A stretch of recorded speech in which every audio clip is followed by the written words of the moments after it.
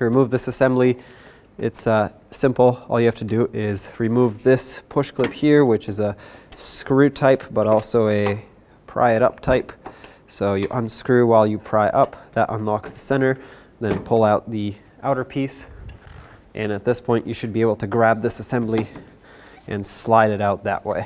If you have to, you can use a plastic trim tool just to help you pry the assembly out. Oh, there we go.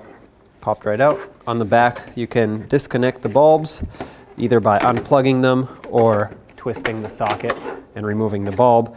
And by the way, this is a good time to replace it. As you can see, my bulb is in really poor condition, so I'll be putting new ones on.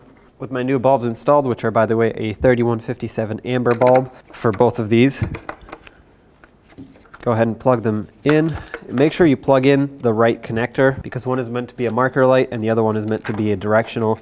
So you want to make sure that the right bulb is doing the right thing. So go ahead and plug these in. Make sure the connections are secure and they click.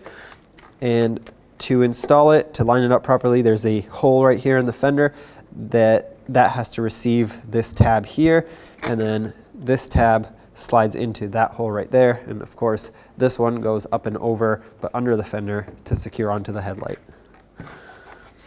So with all that lined up, the marker light / directional should slide right in. Give it a nice loving bonk and then reinstall your push clip to secure it, lock it down, and off you go. You can test it out, make sure it works. You got marker light and directional. Perfect.